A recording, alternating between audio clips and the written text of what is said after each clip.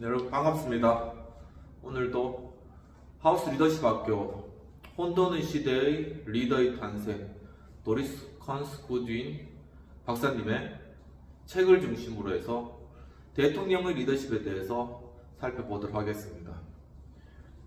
저희가 에브라함 링컨과 시어더 루즈벨트, 프랭클린 루즈벨트, 린든 존슨 4명의 미국 대통령에 관한 내용들을 살펴보고 있는데요.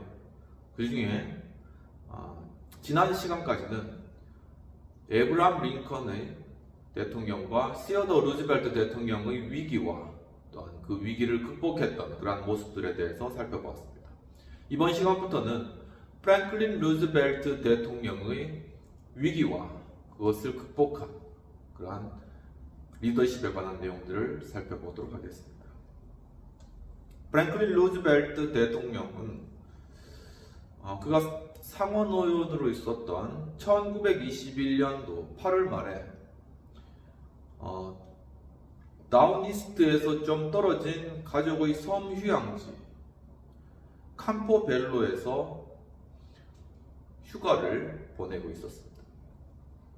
프랭클린 루즈벨트는 이 휴가지에서 잠을 깼을 때 뭔가 좀 잘못됐다는 그런 느낌을 받았는데 등이 아프고 이상하게도 좀 기력이 떨어진 그러한 기분이었습니다. 그는 심각한 문제는 아닐 거라고 여기고 몸을 움직이면 그 정도의 무력증은 떨쳐낼 수 있을 거라고 생각을 하였습니다. 청년 시절부터 루즈벨트는 다양한 형태의 신체 활동을 즐겼는데 그의 초기 편지를 보면은 아버지와 함께하던 썰매 타기, 스케이팅, 낚시의 짜릿한 즐거움을 표현한 경우가 많이 있었습니다. 그 후에는 골프와 테니스, 항해와 또한 승마를 즐겼고 그는 튼튼하지도 않았고 근육질도 아니었지만 동작이 민첩하고 또 우아한 그러한 편이었습니다. 프랭클린이 젊었을 때 멋진 숫사슴처럼 개울을 건너던 모습을 결코 잊을 수 없다고 그렇게 기억하는 친구도 있었고 또 1920년 전당대회에 참석한 한 여성은 프랭클린이 동의하려고 4-5개의 의자를 뛰어넘는 모습에 깊은 인상을 받았다고 하면서 육상선수에 버금가는 솜씨였다라고 그렇게 회상을 하기도 하였습니다. 그는 노곤함에 굴복하지 않고 그날도 격렬한 신체 활동으로 하루를 시작하게 되었는데 엘리너 루즈벨트죠. 루즈벨트 등의 아내 엘리너와 2 아들을 데리고 멀리 항해를 나갔습니다. 그리고 돌아오는 길에 한 섬에서 덤불숲에 불이 난 것을 보고는 그 섬에 배를 정박한 뒤에 서둘러 뛰어내려 불을 끄고 잔불을 정리하면서 한 1시간 정도를 보내었습니다. 연기에 눈이 터분했다. 그래서 별장에 도착하자마자 프랭클린은 아이들을 데리고 그들이 수영을 즐기던 곳까지 1.5km 정도를 뛰어갔습니다. 그러니까 연기에 눈이 이렇게 침침하니까 원래 이제 아이들과 함께 수영을 즐기던 곳으로 이제 1.5km를 그냥 뛰어간 것이죠. 상당히 긴 거리지만 이렇게 굉장히 건강한 그런 체격의 프랭클린이었다라는 것이죠. 섬 반대편에 있는 민물 연못이었는데 하지만 수영을 한 후에도 이 프랭클린의 기력은 회복되지가 않았던 것이죠. 온몸이 찌뿌둥하였고 프랭클린은 아이들과 경주하면서 집까지 또한 뛰어갔습니다. 그리고 다시 얼음처럼 차가운 퍼디만, 베이 오브 펀디만에 또 이제 수영하려고 뛰어든 것이죠. 그렇게 하면서 이제 이 몸의 기운을 회복하려고 그렇게 노력을 했던 것입니다. 그런데 물 밖에 나오자 갑자기 무력증이 그에게 밀려오면서 젖은 수영복조차 벗을 수 없는 그런 상태가 되었는데, 그래도 그는 현관 앞에 주저앉아 우편물을 정리해 보려고 했습니다. 하지만 그는 지독한 어떤 한기를 느끼게 되었고, 그래서 식구들에게 무뚝뚝하게 지금 굉장히 한기가 좀 찾아오는 것 같다라고 이야기하고 침실로 직행한 것이죠. 그의 표현을 빌리면 전에는 한 번도 경험하지 못한 그런 느낌이었다라고 이야기를 하였습니다. 그런데 그 이후에 48시간이 지나지 않아 마비 증상이 팔다리를 넘어 발가락 그리고 등과 방광, 항문의 괄약근까지 점점 마비 증상이 퍼지게 된 것이죠. 두 다리에서 통증이 오르락내리락 했는데 처음에 진찰한 의사들의 오진으로 그렇지 않아도 심각한 상황이 더욱 악화가 된 것입니다. 두 다리는 통증이 오르락내리락하고 마비 증상인 이러한 상황이 그에게 펼쳐졌던 것이죠. 두려움과 당혹감과 함께 지속적인 통증이 그에게 뒤따라왔습니다. 마침내 전문의가 찾아와 상황을 정확히 진단했는데 그것은 무엇이냐면은 척수성 소아마비 증상, 폴리오미엘리티스 이렇게 전문용어로 이렇게 된다는데 척수성 소아마비의 증상이었던 것이죠.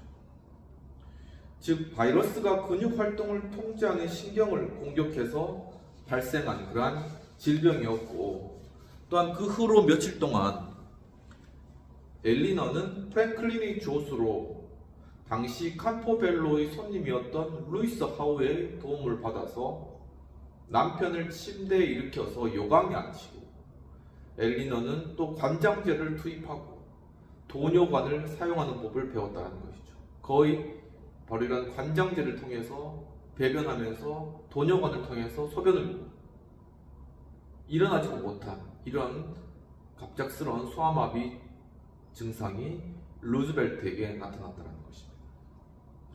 의사는 따뜻한 물로 목욕을 하는 경우를 제외하고는 절대 침대에서 움직여서는 안 된다라고 이렇게 주의를 주었는데, 수주 동안 프랭클린은 침대에서 벗어나지 못했고 혼자서는 기본적인 신체 기능도 해낼 수 없었다는 것이죠. 독립된 인간이라는 정체성에도 타격을 입은 셈이었다는 것입니다. 급성 단계가 지나갈 때까지 그 질병의 향후 진행 방향은 예측할 수가 없었다라는 것입니다.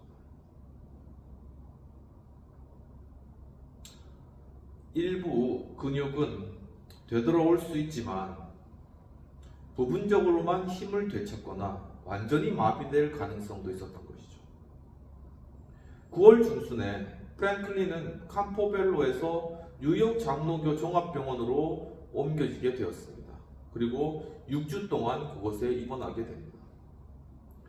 방광과 괄약근은 회복이 되었지만 어깨는 눈에 띄게 약해졌고 허리는 앉은 자세를 지탱할 수 없을 정도였던 것이죠. 두 다리는 어떤 자극에도 반응하지 않았다는 것입니다. 프랭클린이 혼자 힘으로는 걷지도 서지도 못할 것이라는데 의사들의 의견들이 모아졌고, 하지만 엘리너도 그리고 루이스 하우도 프랭클린이 다시는 두 다리를 사용하지 못할 거라는 의사들의 진단을 믿지 않았다는 것입니다. 태어날 때도 진료 기록부에는 개선의 징후가 없음이라고 적혀 있었는데, 러시아 소설가 투르게네프가 단편 죽음에서 언급한 시인 콜초프는 이렇게 물었다고 합니다. 매의 날개가 묶이면 어떻게 될까? 그에게 모든 가능성이 부정되면 어떻게 될까? 매는 날렵하고 우아하게 움직이던 매처럼 그렇게 날렵하던 사내가 정치적 리더에게 요구되는 강인하고 정력적인 모습과 올곧은 자세를 상실한 채 평생 남에게 의존해야 하는 암담한 미래를 생각해야 할 그러한 처지에 빠진 것이죠. 프랭클린에게 인생 최대의 위기가 닥친 것입니다. 프랭클린 루즈벨트는 일반적인 예상이나 논리적 추론과 달리 견디기 힘든 혹독한 어려움을 겪을 때 유의미한 성장을 이루고 야망도 굳건해지며 리더십 능력도 향상된다는 걸 보여주는 전형적인 사례의 인물이다 라고 그렇게 평가하고 있습니다. 루즈벨트는 세상에 커다란 족적을 남기고 싶었던 25살에 마음속에 그 성공의 사다리, 그러니까 그게 뭐냐면은 주의회에서 시작해서 해군성 차관보를 거쳐 뉴욕 주지사에 오르고 최종적으로 대통령까지 가는 그러한 성공의 사다리가 무너져 내리는 것 같다는 것이죠. 바로 이게 시어도 루즈벨트가 대통령이 되는 그런 코스였는데, 루즈벨트도 그런 코스를 가고 싶다라는 그런 성공의 사다리에 대한 욕구가 있었죠. 하지만 그의 육신이 그렇게 되면서 마치 이 사다리가 다 무너져 내리는 것과 같은 그런 느낌을 받았다는 것입니다. 그는 오랫동안 두려움과 불안감에 시달렸고 겉으로는 드러내지 않았지만 깊은 우울증에도 빠졌는데, 하지만 영성과 정신의 회복, 또 정서와 신체의 회복을 위해서 지속적으로 노력한 끝에 루즈벨트는 위험을 무릅쓰고 공적인 삶으로 복귀하는 기적을 이뤄냈다는 것입니다. 그는 비록 그의 이러한 소아마비 증상으로 인해서 누구라도 이런 우울증에 빠질 수 있겠죠. 그 역시도 우울증에 빠졌지만, 하지만 그는 불굴의 그러한 의지로 영성과 정신을 회복하고, 그러니까 먼저 정신적인 세계를 회복하고 또 정서와 감정이죠. 그리고 신체의 회복을 위해서 지속적으로 노력했다는 것이죠. 턱없이 낙천적인 기질, 즉 어떤 상황에서나 최선의 결과를 기대하는 그의 성향 덕분에 루즈벨트는 그런 충격을 견뎌낼 수 있었다라고 이야기하고 있습니다. 처음부터 루즈벨트는 장애를 완전히 회복한 미래를 머릿속에 그리며 성공하겠다는 목표를 포기하지 않았다는 것이죠. 나는 완전히 회복될 수 있어. 그리고 나는 원래 마음 가운데 가졌던 목표를 향해서 나아갈 수 있다는 그런 믿음을 그는 잃지 않았다는 것입니다. 또한 질병 때문에 그 목표를 달성하기 위한 시간표를 수정할 수밖에 없었지만 결국에는 성공할 것이다 라는 그런 확신을 잃지 않았던 것이죠. 주치 2, 조지 드레이퍼는 루즈벨트가 지나치게 낙관적이지만 상황의 중대성을 완전히 알게 되면 충격을 견뎌내지 못할 것이라고 걱정했다는 것입니다. 병원에 입원한 동안 루즈벨트는 항상 미소 띤 얼굴로 기운찬 모습을 보였는데 그 방문객들에게도 긍정적이고 유쾌한 농담을 던진 것이죠. 그의 처지와는 다르게 그렇게 긍정적으로 그렇게 사람들을 대했다는 것입니다. 친구들과 나눈 편지와 대화에서도 그가 태어날 쯤에는 목발을 짚고 똑바로 설 것이고 이듬해 봄에는 절뚝거리지 않고 걸을 수 있을 것이라고 장담하는 그런 편지까지 썼다라는 것이죠.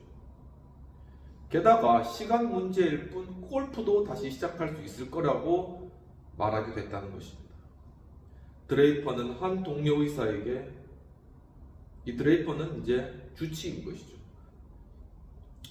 그의 회복에는 심리적 요인이 무엇보다도 중요하다. 용기와 야망은 대단하지만 정서는 무척 예민하니 그가 희망을 완전히 꺾지 않고 현실을 직시하게 하려면 우리가 온갖 능력을 발휘해야 할 것이다 라고 표현했다는 것이죠. 그러니까 그의 생각은 긍정적이지만 그의 정서는 불안하다는 거죠. 감정적으로는 우울에 빠질 수도 있고 감정적으로는 다운될 수도 있는 것이죠. 그렇기 때문에 이것을 그가 자신의 상태를 잘 인정하는 상황 가운데서도 그 야망을 꺾지 않고 용기를 잃지 않도록 하는 데는 상당한 주변의 사람들의 노력이 필요하다라는 그런 주치의 소견을 나타낸 것입니다. 드레이퍼가 프랭클린 루즈벨트라는 인물의 깊이를 잘못 판단한 첫사람은 아니었는데 아버지 제임스가 심장 발작으로 병약자가 됐을 때 보았듯이 밝고 즐거운 겉모습은 루즈벨트 가문의 예견된 행동 패턴이었다는 것이죠. 제임스에게 걱정과 불안을 끼치지 않으려고 스프링우드에서 꾸며진 역동적 변화에는 비밀 유지와 표리부동이 필요했다는 것입니다. 그러니까 사람들에게 대하는 모습과 실제로 그가 겪은 내면적인 고통, 이것은 굉장히 차이가 나는 것이다 라는 것이죠. 그래서 그가 비록 겉모습은 굉장히 활달하게 보인다 할지라도 그의 내면적인 고통과 그 심적인 아픔은 가히 상상하기 힘들 정도였다 라는 것을 이야기하는 것입니다. 프랭클린이 그로턴 기숙학교에서 보낸 편지에도 거짓된 생기 발랄함이 번뜩인다는 것이죠. 요컨대 그부들과 무척 신나게 지낸다고 그는 편지를 썼지만 실제로 그부들과 어울리는데 어려움을 겪으며 거북하고 외롭게 지냈다는 것이죠. 하지만 편지에는 부모님께 저는 잘 지내고 있어요. 즐겁게 지내고 있어요. 이렇게 썼다는 것입니다. 이번에도 그 충격적인 질병에 맞서서 프랭클린은 과거의 행동 패턴에 집중하며 여느 때보다도 굳건히 버티고 견디려고 애썼다는 것입니다.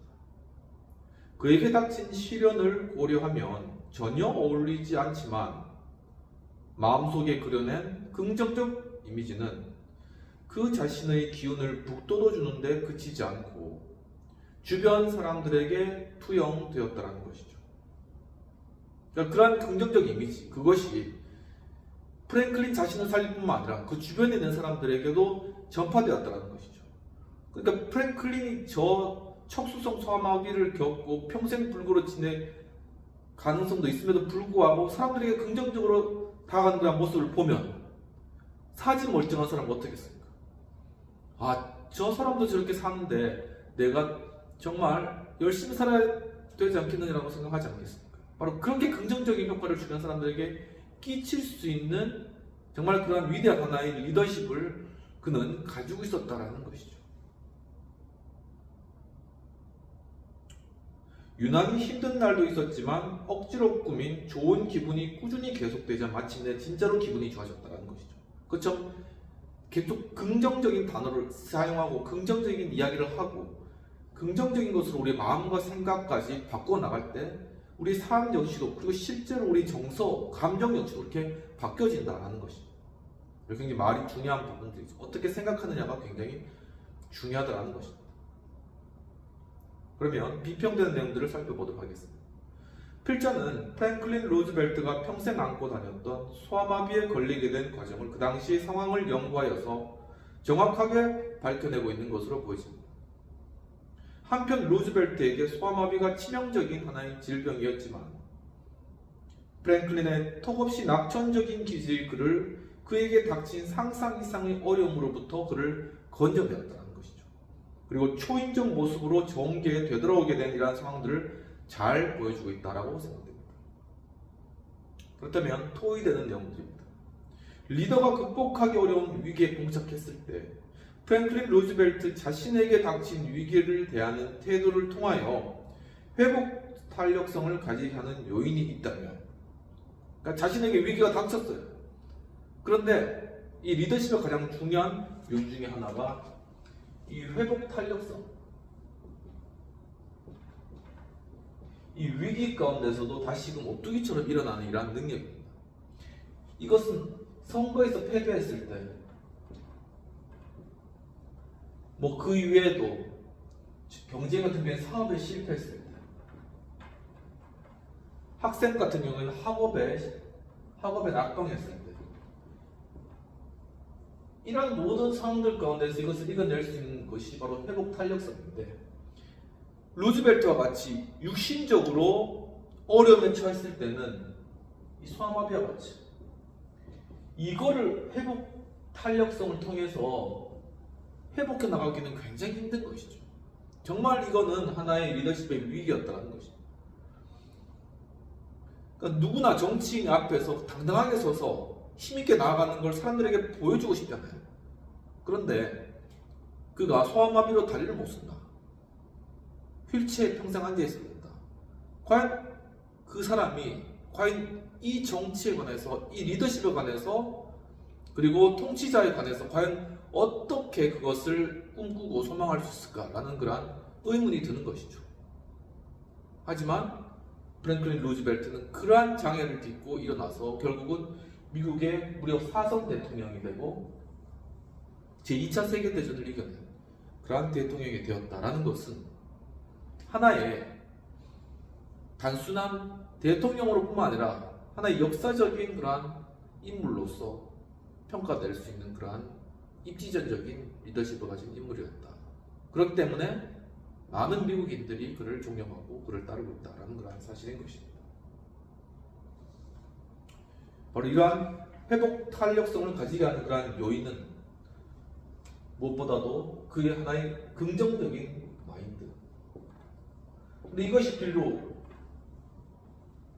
내면은 그렇지 않더라도 사람들에게 말하거나 나타날 때, 그리고 자기가 생각할 때 그것을 긍정적인 방향으로 가지도록 계속적인 노력을 기울이고, 결국 그의 의지가, 이 의지가 그의 감정과 생각을 지배하도록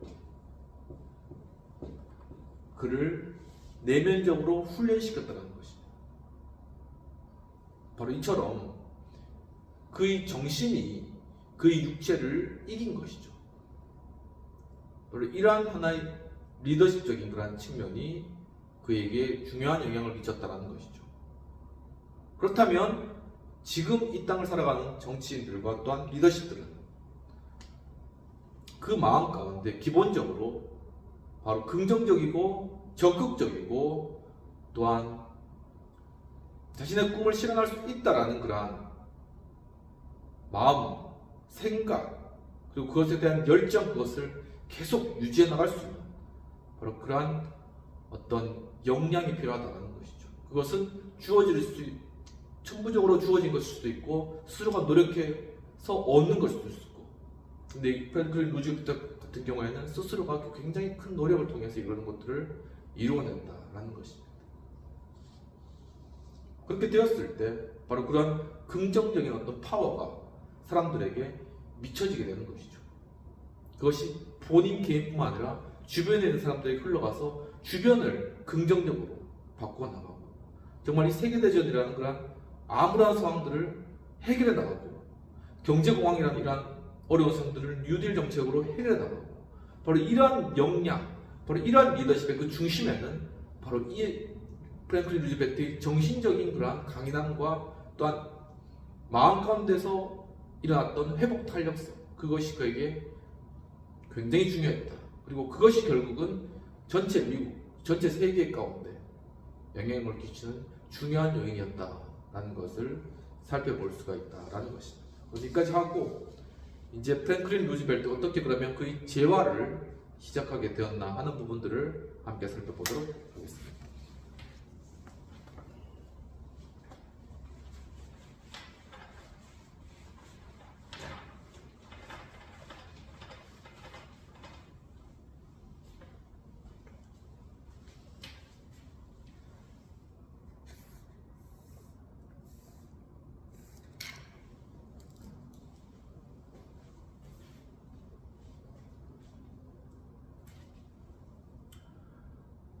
프랭클린 루즈벨트는 소아마비라는 극복하기 힘든 시련 속에서도 어둠 속에서 방향을 알려주는 휘파람처럼 프랭클린 루즈벨트의 밝은 모습에는 부자연스럽고 영국적인 면이 있었다는 것이죠.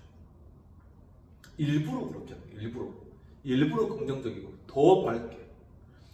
하지만 그가 주변에 발산한 온기와 희망과 확신은 결국 전염성을 띠었다는 것이죠. 결국 주변에 있던 사람들이 다 그렇게 밝아지는 것입니다.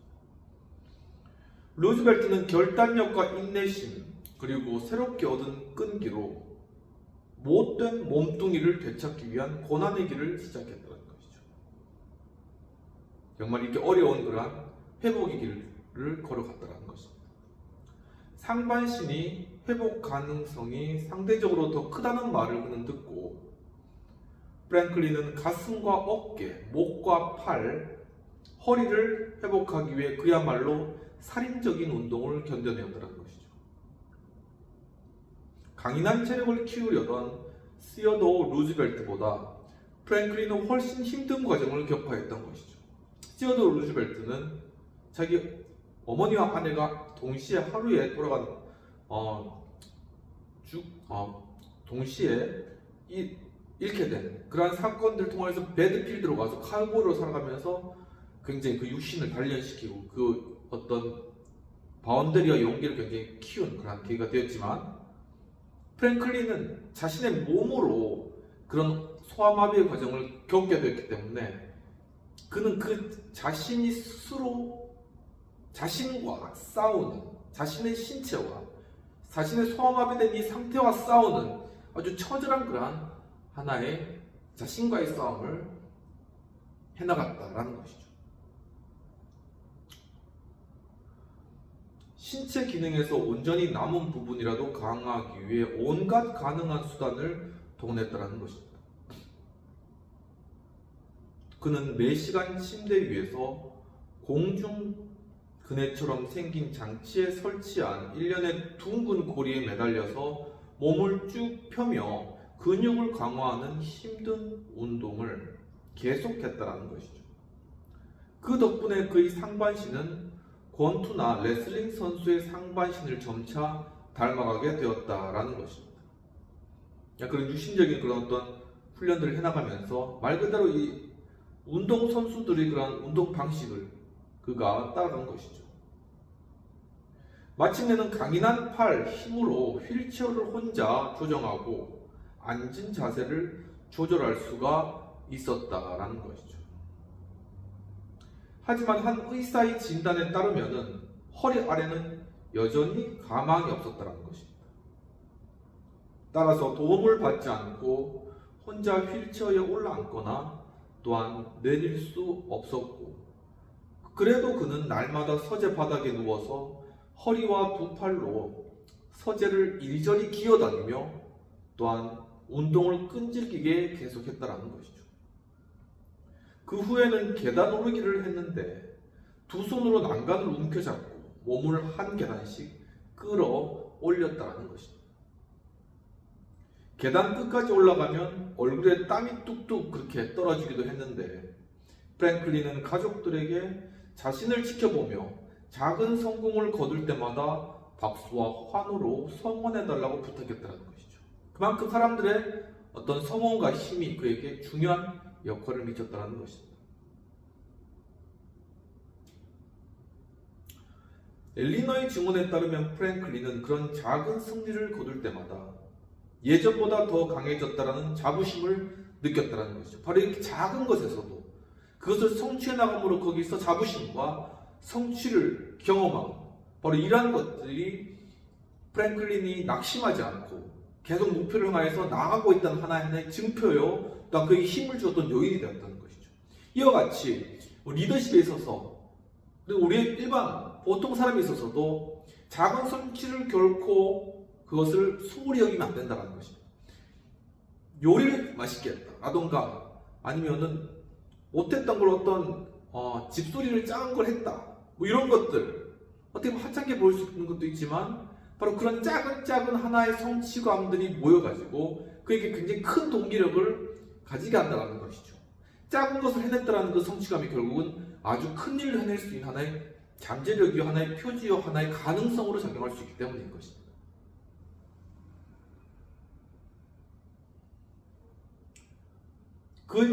그는 삶의 즐거움을 되찾았다. 작은 것에서도 즐거워하는 여유와 해맑은 웃음도 되찾았다라고 엘리나는 이야기를 했다고 합니다. 마침내 그는 발가락 하나를 움직일 수 있게 된 날, 이 발이 다 마비되었다가 발가락 하나를 이렇게 까딱까딱 움직이게 된 것이죠. 바로 그날에 루즈벨트 가족은 큰 잔치를 벌이고 행복과 기쁨을 함께 나누었다라는 것입니다. 루즈벨트는 대통령으로 재임하는 동안에 항구적인 문제를 어떻게 해결하느냐는 그러한 질문을 받게 되었습니다. 그때 농담조로 이렇게 이야기했다고 하는데, 여러분도 침대에서 엄지발가락만 꼼지락거리며 2년을 보내면 무엇이든지 쉽게 느껴질 겁니다 라고 이렇게 대답했다고 하는 것이죠. 그러니까 그의 그런 노력과 또한 그의 어떤 장애 가운데 했던 그러한 것이 결국은 그의 대통령으로서의 리더십을 이끌어가는 그러한 밑바닥의 하나의 요인이 되었다라는 것을 알 수 있는 것입니다. 운동 능력의 새로운 변화의 가능성으로 이어졌는데, 그는 묵직한 철제 보조물을 두 다리에 장착한 뒤에는 목발을 짚고 어색하게나마 걷는 방법을 배우는 힘든 과정을 이겨내었다라는 것이죠. 프랭클린 루즈벨트는 이 모든 과정을 견뎌내면서 혼자 힘으로 걷겠다는 최종의 목표를 결코 포기하지 않았다라는 것입니다.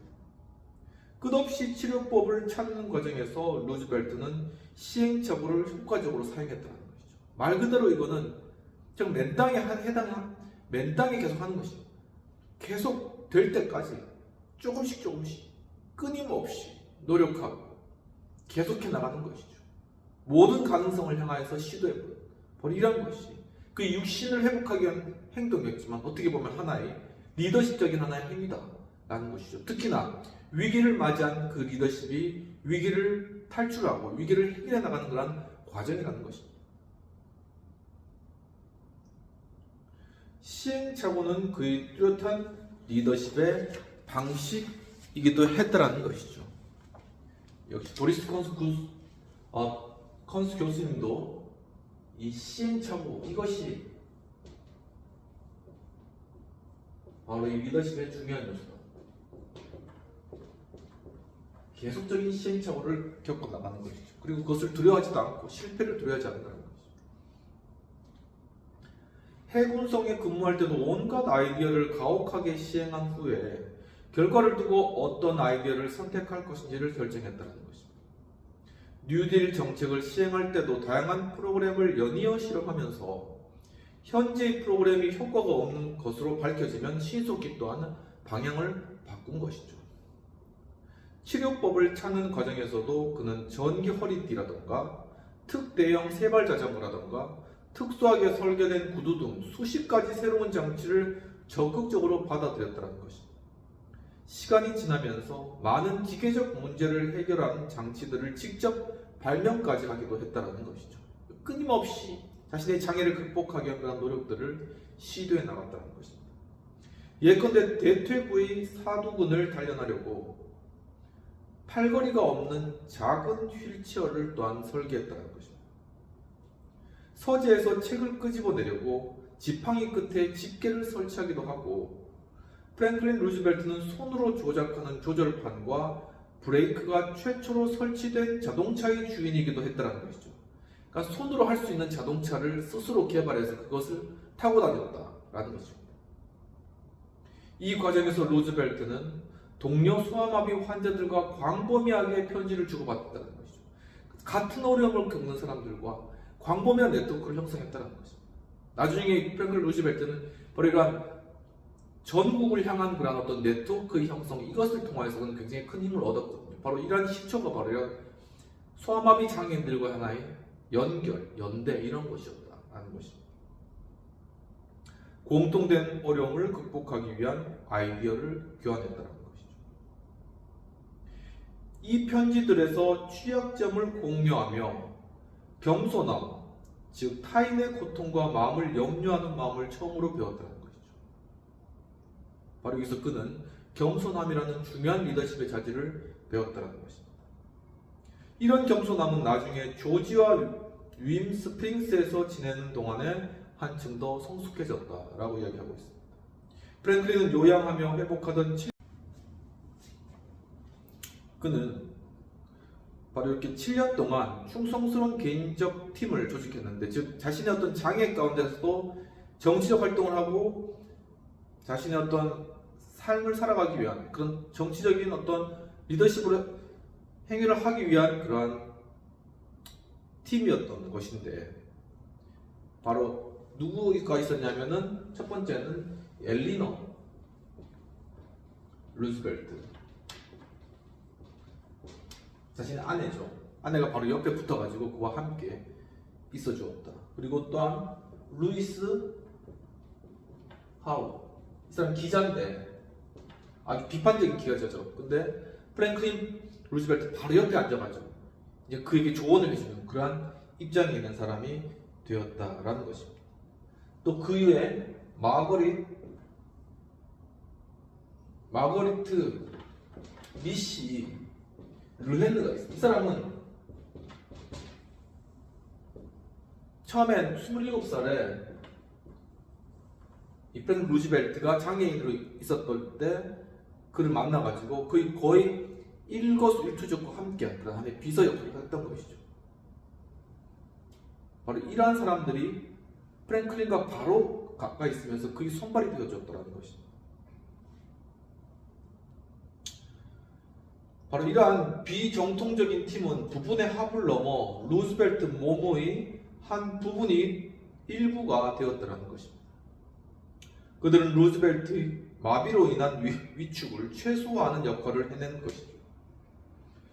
에브라함 링컨과 시어도어 루즈벨트가 중대한 시련을 겪은 후에 어떻게 기운을 되찾고 다른 사람으로 태어났는지에 대해 이미 앞에서 살펴보게 되었는데, 스스로 시련을 이겨낸 그들과는 달리 프랭클린 루즈벨트는 척수성 소아마비라는 너무도 심각한 상황에 처했던 그러한 까닭에 체력과 정신력을 회복하려고 싸우면서 전적으로 타인에게 의존하는 그러한 상태가 되었다는 것입니다.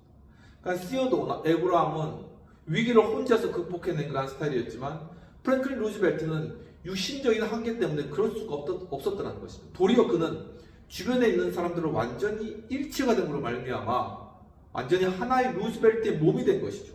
그렇게 됨으로 말미암아 정말 이 하나의 팀을 이루었다라는 것이 굉장히 리더십적 측면에 있어서 독특한 그런 모습이었다는 것입니다. 엘리너의 표현을 빌리면 그 뛰어난 팀은 프랭클린의 목적을 돕는데 각자의 삶을 바쳤으며, 물론 프랭클린도 그들이 목적을 성취하도록 혼신을 다해 도왔다는 것이죠. 프랭클린이 회복하며 변화를 도모하던 오랜 시간은 핵심 팀원이던 3명이 변하는 시간이기도 했다라는 것입니다. 그러니까 이 3명은 프랭클린 루즈벨트가 소아마비에 걸리면서 그의 생애 자체가 완전히 바뀌어버린 그런 사람들입니다. 이 3사람은 완전히 루즈벨트에 헌신한 그런 사람들.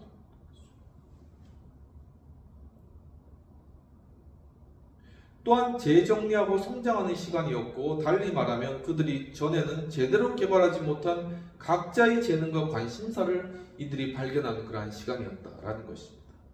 비평 및 토의된 내용들을 살펴보도록 하겠습니다. 필자는 프랭클린 루즈벨트의 재활 과정을 자세히 묘사하면서 그가 자신의 몸의 작은 변화에 대해 그 성취를 기뻐하며 최선의 노력을 기울였고, 그 주위에 있었던 사람들도 그 목적에 온전히 헌신되었음을 잘 보여주고 있습니다.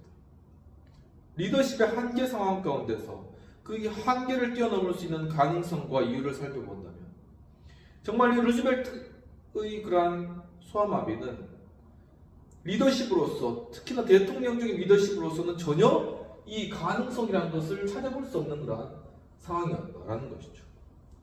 그런데 어떻게 그 상황 가운데서 그가 이 가능성을 살려낼 수 있을까? 과연 그 이유는 무엇일까? 라는 것이죠. 먼저는 프랭클린 루즈벨트 자신의 긍정성과 적극성과 그의 야망, 정치적인 어떤 성취를 향한 그의 야망은 계속 불타고 있었고 커지지 않는다는 것. 그리고 두 번째는 이러한 한계 상황을 뛰어넘을 수 있는 그 주변의 사람들이 함께 있었다는 것입니다. 팀워크로. 이들이 함께 이 루즈벨트의 한계성을 뛰어넘게 했다는 것이죠. 그리고 바로 이들이 그렇게 할 수 있었던 이유는 루즈벨트 안에 있었던 리더십적인 그러한 자질과 잠재 가능성, 이란 것들을 그들은 보았고 그 가능성을 느꼈기 때문입니다. 이 프랭클린 루즈벨트는 결국 성공할 것이다. 결국 리더십으로 설 것이다. 라는 것에 강한 확신이 이들 가운데 함께 했다는 것이죠. 바로 그 확신은 루즈벨트 자신의 내면으로부터 뿜어져 나오는 바로 그러한 리더십의 근원으로부터 나타나는 그러한 영향력이었다라는 것입니다. 바로 이와 같이 우리의 리더십에서도 바로 이와 같은 이 내면으로부터 결국 고난과 역경을 뚫고 나오는 이러한 리더십, 어떻게 보면 카리스마라서도 할 수 있고 또한 어떻게 보면 통합적인, 정말 변혁적인, 그리고 사람을 완전히 끌어들이는 그런 리더십, 바로 이러한 리더십이 우리에게도 필요하다라는 것이죠. 정말 어떻게 보면 하나의 그러한 빛을 보고 사람들이 그 리더십 가운데로 나오게 되는 것이다 라는 것입니다. 여기까지 하고 그러면 프랭클린 루즈벨트와 그 주변에 있던 사람들이 어떻게 활동했으며 그가 어떻게 공직에 또한 복귀하는 그런 과정들을 겪게 되었는지에 대해서 살펴보도록 하겠습니다.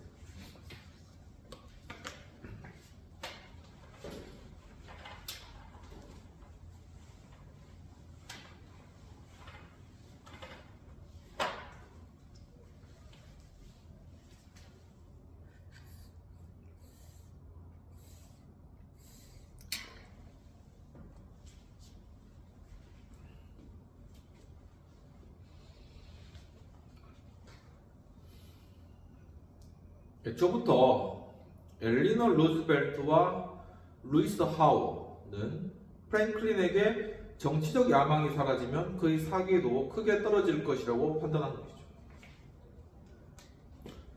그러니까 그 주변에 엘리너 루즈벨트, 그의 아내가 있었고 기자였던 루이스 하워, 이 두 사람은 가만히 보니까 이 루즈벨트가 지금 소아마비인데 만약에 루즈벨트가 정치적 야망이라는 그러한 마음을 잃어버리면 루즈벨트는 이제 신체도 소아마비이기 때문에 인생 끝이다라고 우리가 생각한 것입니다. 그렇기 때문에 그의 정치적 야망을 끝까지 살려주는 것이 우리의 임무다. 그리고 그것을 위해서 손발 다 들고 지원하겠다라는 그러한 마음을 가졌다는 것입니다. 그가 정치적 희망을 상실하면 정신적으로도 죽을 것이고 지적으로도 죽을 것이며 인격적으로도 사망할 것이라고 생각했다는 것입니다. 프랭클린이 정치적 꿈을 유지하도록 온갖 노력을 다했는데 예컨대 엘리너는 남편의 이름이 정계에서 잊혀지지 않도록 유지하는 어려운 과제를 처음에는 불안한 마음으로 떠맡았지만 나중에는 열정적으로 해냈다는 것입니다. 이 엘리너 역시도 리더십이 있었던 것이죠. 그것이 바로 이러한 상황들을 겪고 말 그대로 미국 정계에서 그것이 나타난 것입니다. 정치적 행사에 남편의 대리인으로 엘리너가 참석하게 되었고 민주당의 여러 위원회에도 그가 가입하였으며 게다가 엘 스미스를 위해서 주지사 선거운동의 자원봉사자로 활동하기도 하였고 또한 오찬회와 만찬회 연설을 하기도 하였다는 것이죠. 아들 제임스의 회고에 따르면 엘리너는 대중연설 경험이 없었던 까닭에 한 명의 관중, 멘토이자 코치이던 루이스 하워를 앞에 두고 100번 이상 연습했다는 것이죠. 이 루이스 하워, 굉장한 비평가이고 2인자이죠. 그러니까 역사를 바꾸는 그 2인자가 있습니다. 그 중에 루이스 하워가 포함된다는 것이죠. 루즈벨트 뒤에 붙어가지고 그가 올바른 길을 갈 수 있도록 인도해줬던 사람인데 이 루이스 하워가 엘리너 루즈벨트의 연설과 또 사람들을 커뮤니케이션하고 영향력을 주는 것에 있어서 이 코치 역할들을 이 루이스 하워가 감당했다는 것입니다. 하우는 엘리너에게 초조함을 감춘 웃음을 억제하고 날카로운 목소리를 낮추고 말하고 싶은 것을 말하는 방법을 가르쳤다는 것이죠. 심지어 연설을 끝내고 앉는 법까지 그에게 가르쳤다는 것입니다. 마침내 엘리너가 많은 군중 앞에서 연설을 하게 되었을 때 하우는 뒷줄에 앉아서 1년의 손짓으로 엘리너에게 군중과 교감해야 할 때를 알려줬다는 것이죠. 뒤에 앉아가지고 이때는 사람들이 음성을 듣고 반응을 해줘야 돼, 이런 것들이 손짓으로 이렇게 알려주는 이러한 코치까지를 하였다는 것입니다. 마침내 엘리너가 많은 군중 앞에서 연설을 하게 되었을 때 하우는 바로 이러한 수신호 같은 것을 통해서 알려주었고, 엘리너가 부정적 습관에 빠졌을 때 경고를 보내기도 하였다는 것이죠. 예를 들면 이제 마음이 조급해지면 다리를 떤다거나 이런 행동을 하게 되거든, 사람이. 그럼 부정적인 것이 나왔을 때 그것을 차단하고 그것을 잘 알려주는 그런 역할들도 했다는 것입니다.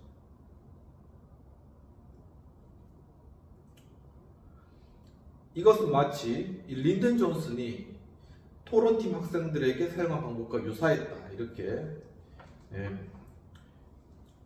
보았습니다. 도리스 컨스쿠디 박사님이 이제 저자가 이렇게 이제 비슷하다, 이렇게 이제 평가하는 것이죠. 오래지 않아 엘리너는 뛰어난 연사로 인정받았다라는 것입니다. 엘리너는 공적인 삶에 뛰어들어 자유를 만끽하는 기회를 얻었다는 것이죠. 그녀가 가지고 있었던 그런 리더십적인 자질을 이제는 만끽했다는 것입니다. 그녀가 루시 머서라는 젊은 여인이 프랭클린에게 보낸 사랑의 편지들을 발견한 3년 전, 그들의 결혼 생활은 위기를 맞았었고 프랭클린이 루시를 다시 만나지 않겠다고 맹세했으며 엘리너는 결혼 생활을 유지하기로 합의했다는 것이죠. 훗날 그녀가 친구들에게 말했듯이 그때부터 그녀는 프랭클린을 무조건적으로 사랑하지는 않았지만 깨지지 않는 결속감을 유지했다는 것입니다. 그리고 상대를 향한 깊고 흔들리지 않는 하나의 애정과 온유함을 간직하게 되었다라고 이야기를 하고 있습니다. 프랭클린의 몸이 마비된 이후 엘리너는 남편의 계획을 돕는 동시에 자기만의 역할을 구축할 수 있었는데, 프랭클린을 대신해 정치적으로 활동하는 사이에 엘리너는 아동 노동을 폐지하고 여성 노동자들을 보호하기 위한 그러한 법안들을 제안하게 된 것이죠. 또한 최저임금과 최대 노동 시간을 위해 투쟁하는 진보적 페미니스트 단체에 가입하기도 하였습니다. 엘리너는 기숙학교에 다닐 때 최우수 학생으로 행사했던 리더십 자질을 더욱더 연마하게 되었는데, 즉 사람들을 조직하고 목표를 명확히 제시함으로써 충성심을 불러일으키는 능력을 발휘했던 것이죠. 남편과 5 자녀를 돌보아야 한다는 그러한 책임감에 억눌렸던 그러한 그녀의 하나의 야망이 그녀의 마음을 흔들었다는 것입니다. 얄궂게도 남편을 도우면서 세상에 흔적을 남기려는 자신의 꿈을 실현할 새로운 기회가 열린 것이죠. 그러니까 프랭클린이 이렇게 소아마비가 되면서 엘리너가 정계에 진출하면서 그에게는 자신의 리더십을 또 나타낼 하나의 새로운 기회가 열렸다는 것입니다. 그래서 미국 사람들도 굉장히 이 엘리너 루즈벨트를 존경하죠. 우리가 공부했듯이 이 엘리너가 세계 인권선을 쓸 정도로 굉장한 그러한 여성이었다는 것입니다.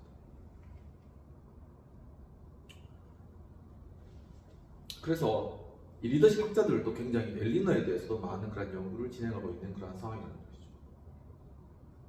맥그리거 번스 교수님도 자신의 어떤 변형적 리더십 책에서 엘리너를 소개하면서 그의 어떤 리더십적인 굉장한 어떤 탁월함을 또 다루었다는 것을 우리도 공부한 적이 있습니다. 이 프랭클린의 어떤 마비는 루이스 하우이스에게도 극적으로 바꿔 나왔다는 거죠. 이 루이스 하우, 그와 함께 있었던 기자, 이 루이스 하우이상도 바꿔 넣었다는 것입니다.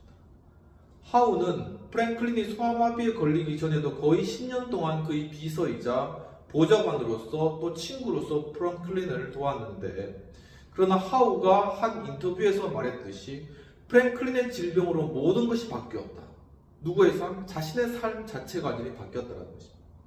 그는 2 자녀를 둔 가장이었지만 프랭클린이 소아마비에 걸린 순간부터 하우는 아예 가족 곁을 떠나서 루즈벨트 가족을 자신의 가족으로 삼았다는 것이죠. 굉장한 정말 2인자라는 것입니다. 주말에만 때때로 아내와 아이들을 만나러 갔는데 캄포벨로의 별장, 뉴욕의 저택, 주지사 공관, 나중에는 백악관에도 그의 개인 방이 있었다는 것이죠. 백악관 연설문 작성자이던 스태뮤엘 로젠먼이 이렇게 이야기했는데, 그는, 즉 하우는 평생 한 사람에게만 충성했고 프랭클린 루즈벨트는 그에게 일종의 종교였다라고 말할 정도였다고 합니다. 그만큼 헌신했다라는 것이죠. 하우는 프랭클린을 대신해 정치인들의 마음을 얻으려고 민주당계 주지사와 시장 및 의원들과 사적인 모임들을 계속 유지했고, 또한 지역별 전당대회도 또한 참석하였으며, 또한 정치와 경제 및 세계사와 관련된 흥미로운 기사와 소문을 일주일에 2번씩 정리해서 프랭클린 루즈벨트라는 한 사람의 독자를 위해서 일종의 신문까지 만들기도 했다라는 것입니다. 루즈벨트의 아들 제임스가 말했듯이 아버지는 자신의 몸을 두고 싸우느라 정치적 미래를 생각할 여유가 없었다, 이렇게 이야기했는데, 한 전기 작가도 루즈벨트의 육체적 행복과 공적인 삶의 재개, 이 둘의 균형을 유지하기 위해서 하우가 선택한 해결책은 둘 중 하나를 루즈벨트의 어깨에서 덜어내는 것이었다라고 이렇게 이야기를 했다고 합니다. 루즈벨트의 운명에 대한 하우의 믿음은 거의 신앙에 가까웠는데, 프랭클린이 소아마비에 걸린 직후 엘리너가 하우에게 남편이 혼란스러운 정치계를 견뎌낼 수 있겠느냐라고 그렇게 물었을 때, 하우는 언젠가 프랭클린이 미국 대통령이 될 거라는 믿음을 어떤 것도 바꿔놓지 못할 것이라고 장담했다는 것이죠. 하우가 봤을 때 루즈벨트를 어떻게든 정치적 야망을 가지고 대통령으로 만드는 것이 자신의 평생의 소명이다, 이렇게 생각했을 가능성이 크다라고 저도 생각되는 것입니다. 그 사이에 루즈벨트는 완전히 회복하겠다는 목표를 계속 추구하였고, 루즈벨트는 10kg가량의 불편한 보조 장치를 마지못해 착용하고 목발을 사용하는 법을 배우면서 두 발로 걷는 힘을 되찾을 수 있는 치료법을 찾는 걸 멈추지 않았다는 것이죠. 그 힘이 정치적 야망을 성취하기 위한 필요 조건이라 생각했기 때문에, 따라서 어떤 치료법이 가장 효과가 있는지 알아내기 위해서 힘겨운 실험들을 루즈벨트는 계속 해나갔다는 것입니다.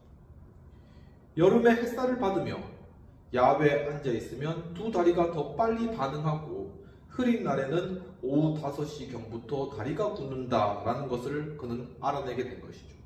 그래서 또한 물속에서는 중력의 영향을 덜 받으며 두 다리를 훈련할 수 있어서 수영이 가장 효과적인 치료법이다라는 것도 그는 알아냈다라는 것입니다. 불가사의하게도 루즈벨트는 햇빛과 물의 치유력을 또한 믿었다라는 것이죠. 햇빛을 받고 물을 이렇게 잘 이용하면 자신의 치유가 일어날 것이다, 이렇게 믿었다라는 것입니다. 어린 시절부터 루즈벨트는 할아버지가 들려주던 쾌속 범선 시대의 바다 이야기를 좋아했는데, 아버지에게 항해하는 법을 배우는 걸 즐거워했고 바다와 굉장히 친한 그런 스타일이었던 것이죠. 모형 선박과 해군 판화를 가장 소중한 개인적인 보물로 생각했다는 것입니다. 치료법을 찾던 끝없는 노력은 플로리다의 따뜻한 앞바다로 이어졌는데, 그는 그곳에서 세 번째 팀원 25세의 미시 르헨느, 25세 이 미시 르헨느를 만난 것이죠. 미시 르헨느와 함께 가족 소유의 유람선 라로크호를 항해하며 겨울을 보내었고, 루즈벨트는 얼음처럼 차가운 펀디만을 가리키면서 물이 나를 이 지경으로 만들었지만 물은 다시 나를 낫게 해줄 거야 라고 장난스럽게 말했다고 합니다. 이 미시 르헨느는 프랭클린의 회복에 엘리너와 루이스 하우만큼이나 중요한 역할을 담당한 것이죠. 엘리너는 플로리다의 첫 유람선 여행에서 프랭클린을 동반했지만 낚시하며 그저 휴식만을 취하는 손님들을 웃는 얼굴로 맞이하는 따분한 남자들은 좋아하지 않았다는 것이죠.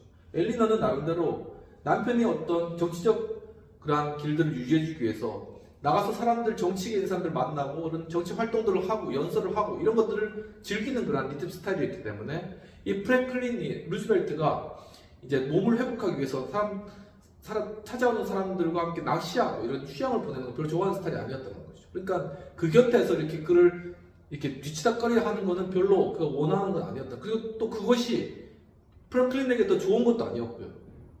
엘리너는 자신의 리더십을 발휘하는 방향으로 가는 게 프랭클린에게 더 유익한 것이었다는 거죠. 그래서 이제 그렇다면 이 프랭클린이 남아있는 이 자리를 지켜야 되는데 이것을 바로 미시 루엔느가 지켰다는 것입니다. 엘리너는 미시가 플로리다에 남아서 프랭클린 곁을 지키고 자신은 뉴욕에 돌아가 장래의 정치적 동지들을 접촉하고 그녀 자신의 사회적이고 지적인 삶의 중요한 새로운 네트워크를 구축하는 게 모두를 위해서 더 낫다고 믿었다는 것이죠. 이런 믿음은 상당히 합리적이었으며 따라서 미시는 프랭클린의 또 다른 부인이 됐다. 그러니까 이 표는 뭐냐면은 미시가 항상 프랭클린 옆에서 프랭클린을 도우면서 함께 해주는 그런 역할을 감당했다는 것입니다. 물론 이제 뭐 기자들이나 다른 뉴스에 이 미시와 프랭클린의 관계가 어땠냐 이런 여러 가지 루머나 이런 것도 있지만 사실 뉴스 기사에서 이렇게 이게 좀 이렇게 설명한 것이나 거기서 이제 여러 사람들 이야기를 통해서 이렇게 퍼블리시하게 이렇게 증명된 거는 두 사람이 뭐 특별한 관계가 있는 건 아니고 미시가 굉장히 미시가 굉장히 루즈벨트를 굉장히 옆에서 많이 도와줬지만은 이제 그런 어떤 비서 역할 그 한계에 내 있었다. 미세 역할을 최소화했다. 뭐 이렇게 이야기하고 있는 것이죠. 여하튼 그 후로 4년 동안 루즈벨트는 남부에서 총 116주를 보내었고, 그러니까 거의 2년 넘는 시간인 것이죠. 미시는 그 중에 110주 동안을 프랭클린과 동행했는데 엘리너는 4주 그리고 그의 어머니 세라는 고작 2주를 함께 보냈다는 것입니다. 그러니까 이 미시가 얼마나 큰 역할을 감당했는가를 알 수 있는 것이죠. 미시는 루스벨트를 FD라고 이렇게 불렀다고 합니다. FD 예칭을 부른 것이죠. 이렇게 부르면서 그를 위해서 무조건적으로 헌신했다는 것입니다. 루이스처럼 미시도 루스벨트 가족의 일원이 되어 나중에는 백악관에서 함께 살았다는 것이죠. 라로크호에서 처음 몇 달을 보낸 까닭에 프랭클린은 의사들이 처방한 엄격한 운동 프로그램을 벗어나 자기만의 독특한 방식을 개발하는 시간을 또한 가질 수 있었는데 유람선 키를 잡고 있으면 무엇인가를 통제한다는 하나의 희열을 느꼈다는 것입니다. 그는 직접 고안한 장치를 이용해 배전에서 바다로 들어가 따뜻한 바닷물에 몸을 담그고 햇살을 즐기며 수행했다는 것이죠. 미시는 그가 갑판에서 낚시하면 그의 곁을 지켰고 손님들이 유람선을 찾아오면 여주인 역할까지 해나가면서 옆에서 정말 이렇게 손과 발이 되어줬다라는 것입니다. 이 세 명, 미시 루덴 그리고 루이스 하우 그리고 엘리너 루즈벨트 이 세 사람이 바로 프랭클린 루즈벨트와 팀을 이루고 결국은 이 네 명이 하나의 미국 대통령이 되었다고 봐도 과언이 아닐 정도로 그렇게 프랭클린 루즈벨트의 소아마비 이후에 이런 일들이 벌어졌다는 것입니다. 이까지 하고 비평되는 내용들을 살펴보도록 하겠습니다. 필자는 프랭클린 루즈벨트가 소아마비를 겪게 됨으로 인하여 그 주변의 사람들에게 일어난 변화, 즉 그의 아내 엘리너와 루이스 하우 및 비서인 미시 루헨네에 대해서 잘 그려내고 있는 것으로 보여집니다. 결국 프랭클린이 소아마비 장애가 있음에도 불구하고 주변의 그와 함께하는 사람들을 통해 그의 정치적 리더십이 소멸되지 않고 대통령 리더십으로까지 이어질 수 있음을 자세히 보여주었다. 결국 그가 정치적 리더십 그리고 그 리더십을 잃지 않고 대통령 리더십까지 갈 수 있었던 가장 중요한 이유는 바로 그 옆에 그의 아내 엘리너 루즈벨트가 그의 정치적 역할들을 감당했고 또한 루이스 하우가 바로 그 뒤에서 프랭클린 루즈벨트의 정치적으로 가야 될 방향들을 바로 도와주고 서포트하면서 그에게 자원들을 제공하고 그를 컨트롤했고 또한 미시 루헨느가 그의 손과 발에 대해서 그와 항상 함께 있으면서 그의 필요를 다 채워줬다. 이것이 팀워크로 함께 했기 때문에 바로 루즈벨트가 대통령으로서 역할들을 감당할 수 있었다는 것이죠. 바로 이러한 정말 어떻게 보면 거의 완벽한 하나의 팀워크, 이런 어떤 팀워크의 마인드 자체를 어떻게 미국인들이 가질 수 있었을까 하는 건 참 의문이고, 굉장히 이거는 우리가 배워야 될 그러한 부분들이다 라는 것이죠. 굉장히 어떻게 보면은 소아마비로 그 건강을 잃은 그 루즈벨트에 대한 이 세 명의 헌신이 거기에 녹아 들어가 있다라는 것입니다. 그리고 그것을 굉장히 그들이 가치 있게 생각하고, 바로 그 가치를 향하여서 이들이 다 헌신해서 루즈벨트 안으로 들어간 것이죠. 토의되는 내용은 이 내용입니다. 리더십에 있어서 함께 있는 사람들의 어떤 중요성과 영향력을 가지는지 굉장히 중요한 것이죠. 누가 함께 있는가, 누가 영향력을 주고 있는가, 누가 그를 서포트하고 있는가 하는 것은 그의 리더십적인 측면에서 가장 필수적입니다. 그렇기 때문에 어떤 사람을 주변에 두고 있는가 하는 것도 리더십에 있어서 굉장히 중요한 것이죠. 이 유비가 제갈량을 옆에 둔 것처럼 정말 이와 같은 루즈벨트였던 하나의 인격과 또한 그의 투지와 열망과 또한 그의 긍정적인 그런 어떤 하나의 에너지라고도 할 수 있는데, 그러한 것들이 바로 이와 같은 팀워크들을 이루어내는 하나의 중요한 근본 원인이었고, 그리고 바로 이러한 것을 보고 루즈벨트의 가능성을 보고 그에게 투자했던 주변에 있었던 이 세 명의 사람, 이 사람들은 아마 미국 역사상에도 잊지 않고 끝까지 기억되겠죠. 바로 이러한 사람들이 있었기 때문에 루즈벨트가 가능했다. 그런 것처럼 우리 정치 현실과 우리 어떤 정치적 리더십에 있어서도 바로 이러한 사람을 주변에 가지는 것이 정말 중요하다는 것입니다. 이러한 사람들과 함께 하는 것, 바로 이러한 강력한 팀워크가 결국은 그의 정치적 리더십을 강화시키고 바로 그가 앞으로 나아가며 자신의 정책을 펼칠 수 있는 그런 중요한 요인이 되는 것이죠. 거기 가장 중요한 것이 바로 이 신뢰와 헌신이 여기에 필요하다는 것입니다. 이런 것도 굉장히 중요하다는 것이죠. 우리 정치 현실에서 특히나 이해관계와 자신의 정치적 야망과 목적과 이런 것들을 위해서 서로 간의 이해 집단으로 뭉쳐진 그런 것이 아니라, 그것은 결국은 이해가 달라지면 흩어질 수밖에 없고, 또 다른 더 좋은 자신의 이해관계가 맞으면 거기 갈 수밖에 없고, 그건 결국 영속적이지 못하고 흩어질 수밖에 없는 것이거든. 지금 우리 어떤 정치 현실 가운데 과연 그런 것들 때문에 결국 이러한 상황이 되지 않았나 하는 것이죠.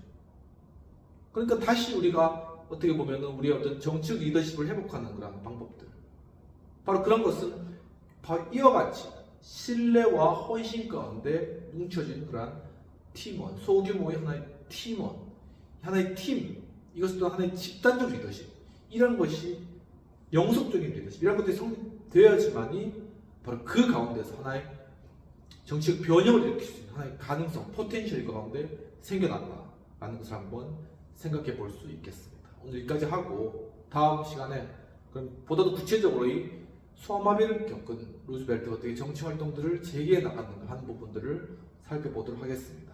오늘도 함께 이렇게 리더십 함께 해주셔서 여러분 감사드립니다. 지금 날씨가 기온이 뚝 떨어지고 굉장히 추운데, 특히나 복감 요즘 유행인데 건강 잘 유지하시고 건강하게 또 이 겨울 추운 기간이지만 잘 보내시기를 바랍니다. 다음 주에 또 뵙도록 하겠습니다. 감사합니다.